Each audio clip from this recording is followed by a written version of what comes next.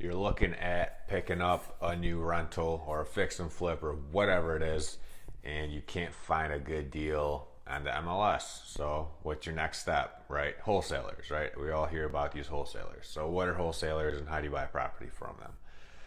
What a wholesaler does, essentially, let's just say they market for a property, different owners, different situations, that doesn't matter. Essentially, they got a property under contract for, I don't know, let's call it 50 grand.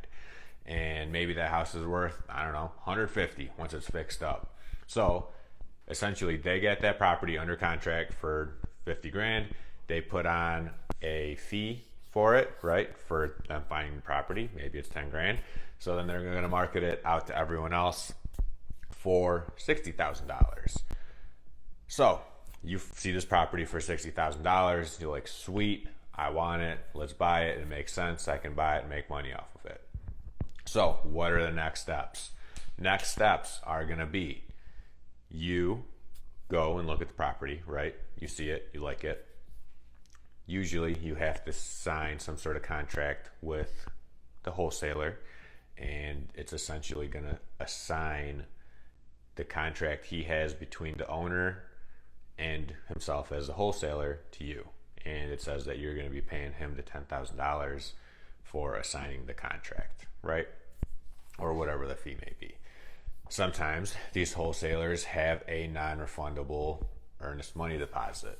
Why do they have it, and why is it non-refundable? Well, a lot of times, right, you'll have a whole bunch of people that are looking for great deals.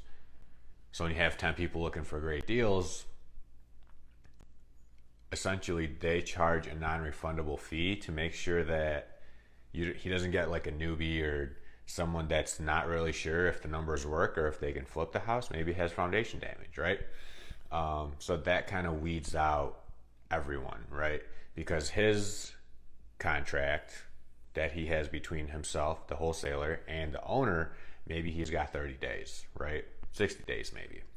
So he can't risk that you, that say you're going to buy the house, say you're going to buy it, and end up not buying it when there's 10 other people that would buy it, right? So that's why there's a non-refundable fee.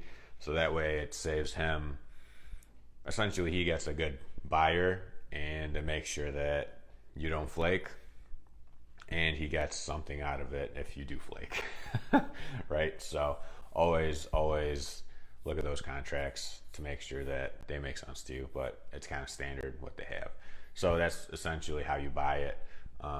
The contract he signs with the owner, it says Mr. Wholesaler and or assigns, and you are the assignee, right?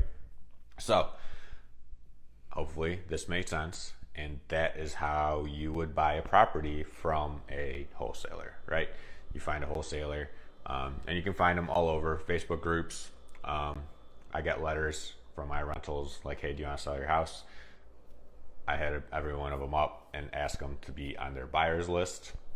So that way, when they do get a house, they email it to me, text it to me, so I get to see it. There's a million ways to find wholesalers. There's a million wholesalers.